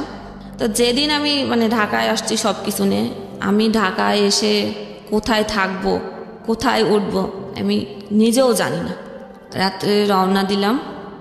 অন্য সময় আমাদের ওদিকে হচ্ছে ফেরি পার হতে হয়, নদী ঘাট পার হতে হয়, অনেক জ্যাম থাকে। রাত্রে রওনা দিলে সকালে ফেরিতে ওঠে, ওদিন কোনো জ্যাম নাই। পুরো এসে রাত 2টার সময় নামাই দিছে কলাবাগান। এখন আমি কোথায় যাব? ওখানে মনে হয় সম্ভবত স্কয়ার হাসপাতাল। আমি হাসপাতালেই বসে বসে ভাবতেছি যে এখন আমি কি করব। আমাকে তো যে জবের জন্য আমাকে ডাকছে ওইখানে আমার ইন্টারভিউ দিতে যেতে হবে। ফোন টিপছি আর ভাবছি যে কি করব। ফোন টিপতে টিপতে একটা ভাইয়ার নাম্বার চোখে পড়লো। আমার বান্ধবীর বিয়েতে যে পরিচয় হয়েছিল বরযাত্রীর, ওইখান থেকে আমি তার নাম্বার নিয়েছিলাম। সে আমার নাম্বার জানে না, যে আমি ঢাকায় থাকি, কখনো যদি ঢাকায় যাও দেখা করো, এরকম। ওই নাম্বারে আমি ফোন দিলাম, দিয়ে বললাম যে ভাইয়া আমি তো এরকম ঢাকাতে আসছি, আমার একটু প্রবলেম আছে, আপনি আমাকে একটু থাকার জায়গা ম্যানেজ করে দিবেন, টাকা পয়সা নিয়ে আপনার হেল্প করা লাগবে না, জাস্ট একটু থাকার ব্যবস্থা। সে বলল ঠিক আছে। তখন ভোর ভোর হয়েছে। সে বললো যে আমি আসছি। সে থাকে ফার্ম গেটেই। সে রিক্সা নিয়ে আসলো, এসে আমাকে নিয়ে গেল তার বাসাতেই, একটা ব্যাচেলার বাসায়। ব্যাগ রেখে আমি ফ্রেশ ট্রেশ হয়ে আমি গেলাম জবের ইন্টারভিউ দিতে, টেকনিক্যাল। ওখানে যাওয়ার পরে বললো যে আপনি কালকের থেকে জয়েন করেন। আচ্ছা, জবটা হয়ে গেল, যেহেতু যার লিঙ্কে আমি আসছি, ওইখানে যে ম্যানেজার ছিলেন ওটা ওনার বন্ধু ছিলেন। তা আমি যথারীতি চাকরি করছি, ওনার সাথে আমি আর দেখা করি না। মানে কন্ডিশন ছিল জব হওয়ার পরে আপনি এই রিলেশনশিপে যাবেন। ওকে, আমি আর দেখা করি না। উনি বারবারই হচ্ছে আমাকে নক করতেই থাকে। এরকম করে প্রায় 6-7 মাস পার হয়ে গেছে জবে। অফিসেও যেতেন, আমার ওই অফিসে এই করতেন। আর এদিকে ওই ভাই আমাকে হোস্টেল ঠিক করে দিলেন, হোস্টেলেই উঠলাম। একদিনের পরিচয়, আমাকে চেনেও না, আমার বাড়ি কোথায় সে জানে না, সে আমাকে হেল্প করলো। হচ্ছে জব ভালোভাবে চলছিল। ওটা প্রেশার দেওয়া শুরু করলো। যখন ফোন রিসিভ না শুরু করলাম, তখন আমার ম্যানেজারকে ফোন দিত, ফোন ধরে না কেন। আচ্ছা, ম্যানেজার আমাকে ডেকে জিজ্ঞেস করে তুমি কেন ফোন ধরো না, ওটা না তোমার ভাই? সে হ্যাঁ আমার ভাই। আমি তো জানি যে সে হচ্ছে কি, কিন্তু তার কাছে প্রকাশ করতে পারতাম না। একদিন বাধ্য হয়ে আমার ম্যানেজার স্যার খুবই ভালো ছিলেন, যে মেয়েদেরকে যথাযথ সে সম্মান দিতেন। আচ্ছা, তা আমি বললাম যে আসলে উনি আপনার বন্ধু, আমি আপনাকে সত্য কথাই বলি যে এরকম একটা সিচুয়েশনে আমি পড়ছি। এখন সে তো রীতিমতো আমাকে এই করতেছে, এবং আমি যে ঢাকায় আসব তিনি আগের থেকে আমার জন্য বাসা ঠিক করেছিলেন, কিন্তু আমি জানি না। এবং সে সেখানে বাসা ঠিক করার পরে সেই 6-7 মাস পরে এসে বলে যে আমি তো বাসা ঠিক করেছিলাম, যখন ফোন ধরি না, যখন দেখছে যে না আমি তাকে অ্যাভয়েড করতেছি, তখন বলতেছে যে এই 6-7 মাসের বাসা ভাড়া আমাকে দিতে হবে। আচ্ছা, আমি কেন দিব বাসা ভাড়া? যে তুমি তো না করো নাই। আমি আসছি কি আর কখন আসবো সেটা তো আপনি জানতেন, তাহলে আপনি কেন আমাকে না জানায় বাসা কেন ঠিক করলেন? আমি তো আপনাকে একবারও বলিনি যে আমার জন্য বাসা ঠিক করেন আপনি। এই বাসার টাকার হ্যাম্পার আমার পরে দিতেই আছে, এবং যার বাসা হচ্ছে নিচে সে স্থানীয় একজন লোক, সে নাকি তাকে হুমকি দিচ্ছে এই সে করবো টাকা না দিলে। আমার ম্যানেজারকে জানালাম, ম্যানেজার বললো যে তুমি টেনশন করো না, আমি এটা হ্যান্ডেল করতেছি, যেহেতু ও আমার ফ্রেন্ড তো আমি এটা হ্যান্ডেল করতেছি। যখন আমার ম্যানেজারকে দিয়েও তার কোনো কাজ হলো না, তখন বলে যে অফিসে লোক পাঠাবো, এই করব, রাস্তাঘাটে অনেক কিছু করব। একটু ভয় পেতাম। এর মধ্যে হচ্ছে আমি মাস্টার্স ভর্তি হয়েছিলাম বাংলা কলেজে। না, আমি যখন ওই যে এনজিওতে ভর্তি এই চাকরিতে ঢুকলাম, তখন আমার মাস্টার্সের ভর্তির ডেট আসলো। আচ্ছা, তখন আমি জানতাম না যে আমি ভর্তি হতে পারবো না, মানুষের কাছে টাকা ধার নিয়ে আমি ভর্তি হয়েছি। এর মধ্যে তো ভর্তি ওইখানে ঢাকায় চলে আসছে জবের জন্য। যশোরে ভর্তি? যশোরে ভর্তি। আচ্ছা, আসলাম এখন পরীক্ষা দিতে। এই পরীক্ষার সময় সে এরকম শুরু করলো। আমি আমার ম্যানেজারকে বারবার বলছি যে আমি তাহলে চাকরি ছেড়ে দিই, এরকম যখন সমস্যা হচ্ছে। তা বললো যে না, তুমি কেন চাকরি ছাড়বা, তুমি যাও পরীক্ষা দিতে যাও, নি টেনশনে। আমি পরীক্ষা দিতাম, অফিস করে রাত্রে রওনা দিতাম, সকালে নামতাম, পরীক্ষা দিতাম, পড়াশোনা নাই, পরীক্ষা দিতাম, আবার আমি গাড়িতে উঠে ব্যাক করতাম। এভাবেই একদিন পর একদিন আমি এরকম জার্নি করে করে পরীক্ষা দিছি। পরীক্ষা দিলাম যুদ্ধ করেই, তার মধ্যে আবার এদিকে এই প্রেশার। অফিসে যারা ডিরেক্টর থাকেন উনি ছিলেন, আমি ছিলাম প্রশাসন বিভাগে। প্রশাসন বিভাগের ম্যানেজার আলাদা, এক্সিকিউটিভ ডিরেক্টর আলাদা, প্রোডাকশনের ম্যানেজার আলাদা, এবং আমি ছিলাম ওয়েলফেয়ার অফিসার হিসেবে।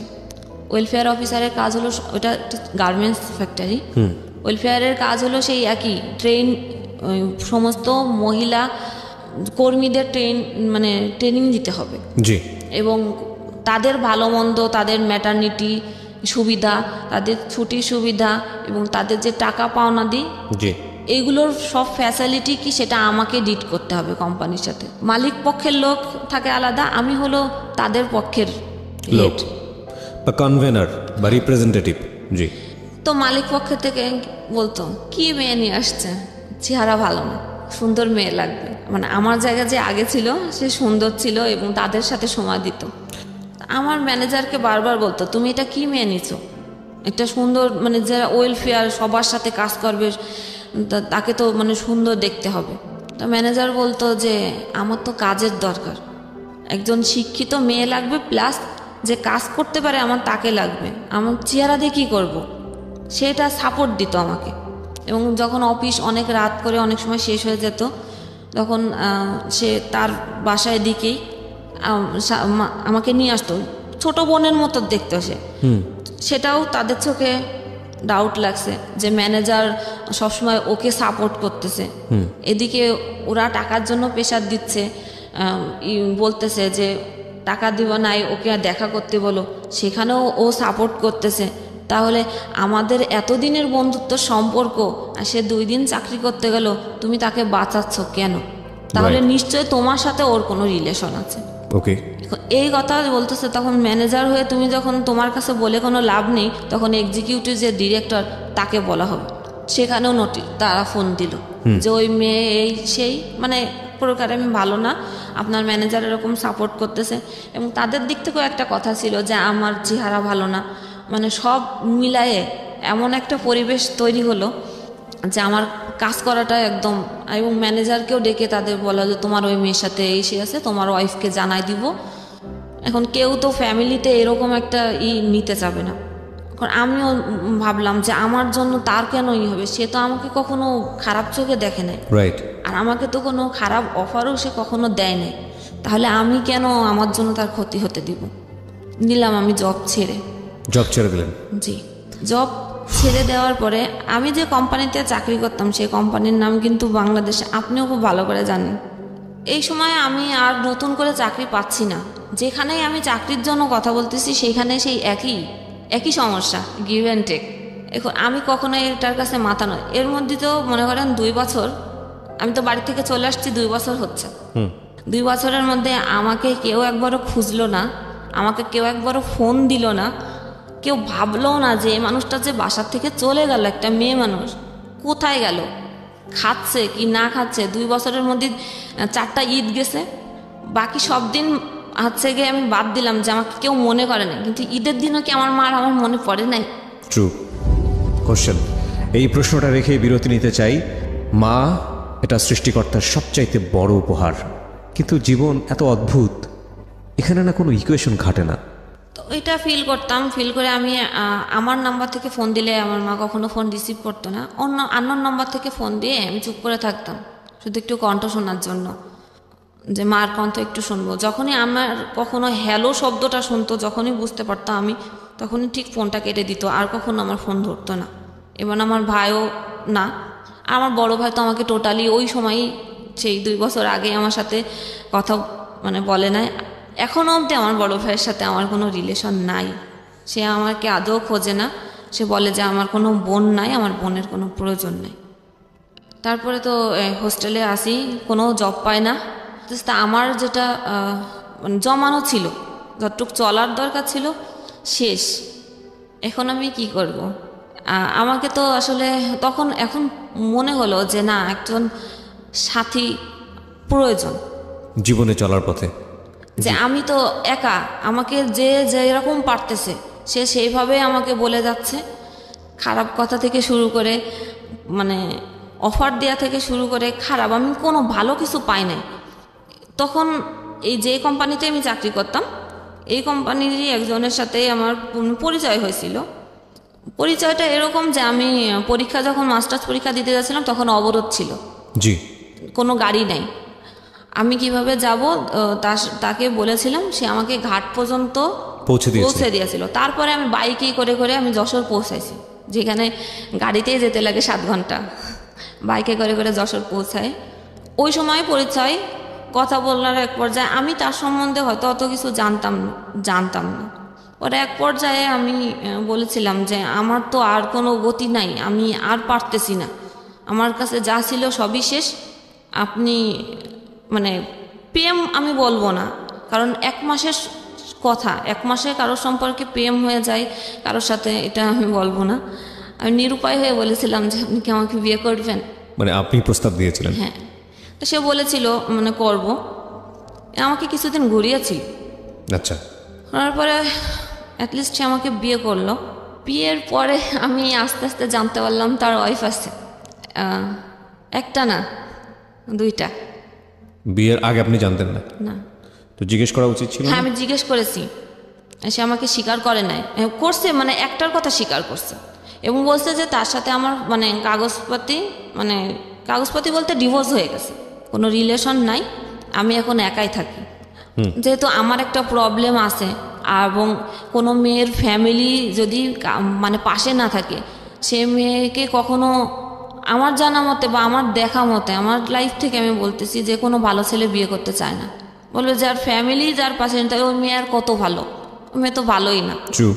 এবং সোশ্যাল কলটা এরকমই।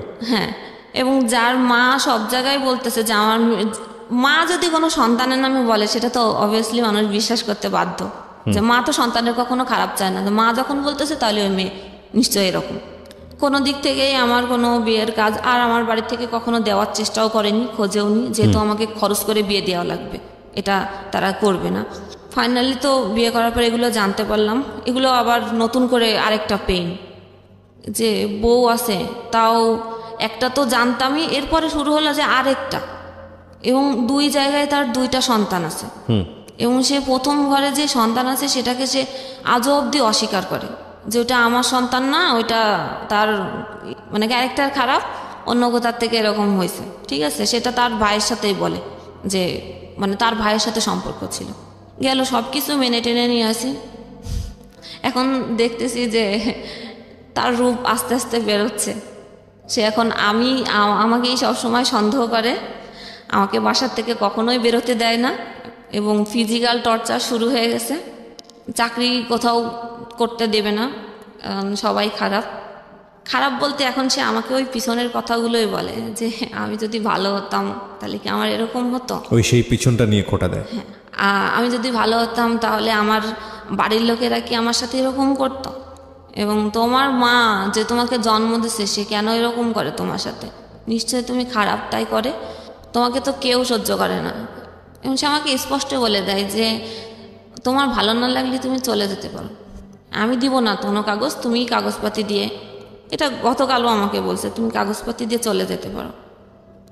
এখন আর জীবনের কোনো কিছু এখনও খুঁজে পায় না, এখনও আশা করি যে না, আমাকে এখনও কিছু করতে হবে, একটা জায়গায় আমাকে দাঁড়াতে হবে। হয়তো আমার নিজের যদি কিছু থাকতো, বা আমি নিজে যদি একটা জব করতাম, নিজে যদি ভালো পজিশনে থাকতাম, হয়তো আমার দিকে এই আঙ্গুলগুলো তুলতো না কেউ। তার মানে আপনি এখনো স্টিল ফাইট করে যাচ্ছেন, প্রতিনিয়ত ফাইট করে যাচ্ছেন। কেন এই গল্পটা বললেন এই প্রশ্নটা আমি করব না, কারণ সবাইকে আমি একই প্রশ্ন করি। তো মানে আজকের এই জীবন গল্পটা শুনে অনেক মানুষই একটা জিনিস ফিল করবে, অনেক মেয়েই ফিল করবে, আল্লাহ কত ভালো রেখেছে তাদের। হ্যাঁ বলেন। আমি এখনো আমার ভুলগুলো খুঁজে পাই না, যে আমার ভুলটা ধরায় দুক, আমি শুধরে নেব। কারণ ভুল যে কাজ করে সে কিন্তু একটা ঘোরের মধ্যে থাকে, সে কিন্তু বুঝতে পারে না যে আমি ভুল করতেছি না ঠিক করতেছি। আমি ফাইটের মধ্যে আমার সামনে যে পজিশন আসছে সেই পজিশন মেনটেন করে আমি চলছি না, এটা যখন আমার সামনে এসে দাঁড়াচ্ছে তাহলে আমাকে এখন এটা করতে হবে। কিন্তু সেটা ভুল না ঠিক আমি নিজেও এখনও জানি না, যে আসলে কি আমি ভুল করেছি। সব ভুলের জন্য কি আমিই দায়ী? আমাকেই সবসময় সবাই আমাকেই দায়ী করেছে, যে আজকে সব কিছুর ভুলের পিছনে আমিই দায়ী। এখনও অবধি আমাকেই দায়ী করে, আর এখনও অবধি আমার মার সাথে আমার কোনো যোগাযোগ নাই। কিভাবে চলে আপনার দিন, কি করেন, মানে সকাল থেকে শুরু করে সন্ধ্যা পর্যন্ত? এই তো সকালে রান্না, সে আমাকে দেখাশোনা করে এটাই, যে বাসা ভাড়াটা দেয় আর বাজার, এর ব্যতিরিক্ত তার কাছ থেকে আমি কোনো কিছু এক্সপেক্ট করি না। সে সকালে যায় আর রাত্রে 1টা 2টা 2:30টার সময় আসে। সে আমাকে কখনো সময় দেয় না, ইভেন সে আমার সাথে কথা বলতে চায় না। কথা বলতে গেলে সে আমার কথা শুনে না এবং বলে যে আমি তোমাকে টেকনিক্যালি অ্যাভয়েড করি। আপনার কিছু বলার নাই এখানে আলটিমেটলি? আমি এখনও বুঝতে পারছি না যে আমার ভুলটা কোথায়। একটা সংসার করতে গেলে আমি এতটুকুই বুঝি, স্বামী সংসার 2 জনের, সেখানে কোনো কিছু করতে গেলে 2 জন পরামর্শ করেই করতে হয়। সেখানে সে যা কিছু করে আমার পরামর্শ তো করেই না। আমি যখন বলি তখন বলে যে তোমার এত কিছুর কি দরকার, তোমার এত কিছু জানার দরকার নেই, আমি যা খুশি তাই করব, আমি বলতে পারবো না কোনো কিছু।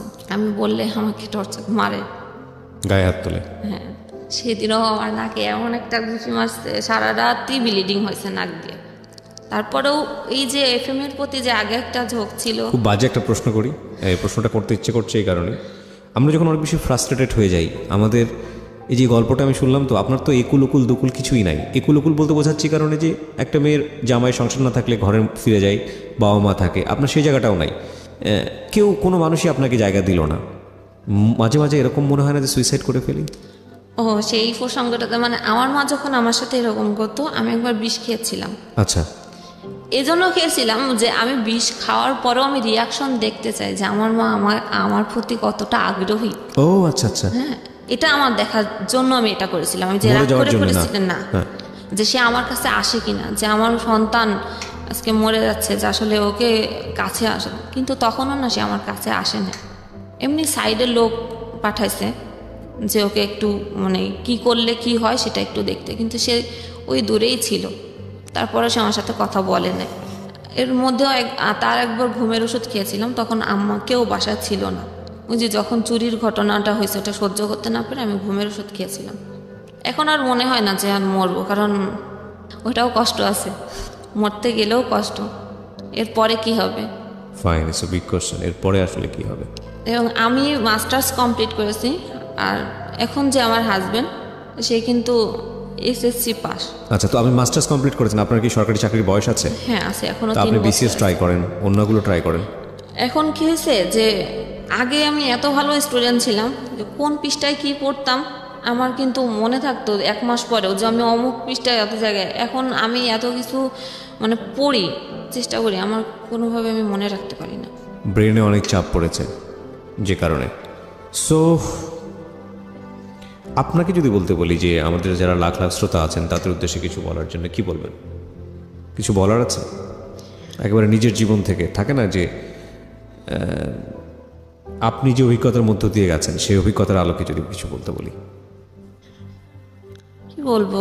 কারণ বা এটা যদি না বলেন তাহলে শুরুটা একটা হয়েছিল জায়গায় এরকম আসতে পারি কিনা যে এত ফ্রাস্ট্রেশন, এত বেশি ঝামেলা, এত বেশি মানে কি বলা যেতে পারে, লাইফে কোনো জায়গায় কোনো হোপ নেই, তার মধ্যেও আপনি বেঁচে থাকেন, মানে সামনে নিশ্চয়ই একটা স্বপ্ন আছে, রাইট? এখনো খোটা শুনি যে শিক্ষিত হয়েছি শুধু টাকাই নষ্ট করেছি। না, সেটা ঠিক আছে, কিন্তু মানুষ তো একটা স্বপ্ন নিয়ে বেঁচে থাকে যে আজকের পরে অন্তত আমার আগামী দিনটা এরকম সুন্দর। তো আপনার কোনো স্বপ্ন আছে? এই স্বপ্ন থেকেই যে আমি কোচিং করেছিলাম একটা নিউজ প্রেজেন্টারের। তো ছোটোবেলায় যে বলেছি যে আমাদের বাড়ি টিভি ছিল না, কিন্তু আমার ওই জিনিসটার প্রতি কিন্তু আগ্রহ ছিল, ওই টিভিতে একটু দেখা যাবে। আমি নিজেকে ভাবতাম মাঝে মাঝে যে ওইখানে কি আমাকে কখনো দেখা যাবে, এটা আমি ভাবতাম। চুরি করে আমি টিভি দেখতে যেতাম, এটার জন্য অনেক মার খেয়েছি, কিন্তু এতদিনে সম্ভব হয় নাই, এই পজিশনে থেকে আমি পারি নাই। হয়তোবা সেটা হবেও না, কিন্তু একটা সংসারের স্বপ্ন থাকে না একটা মেয়ে, যে একটা ছিমছাম সংসার, একটা বাচ্চা কাচ্চা। বাচ্চা কাচ্চা সেখানে আমার একটু প্রবলেম ধরা পড়ছে। আমার ব্লাডে প্রবলেম আছে। মানে এটা কি ডাক্তার বলে দিয়েছে যে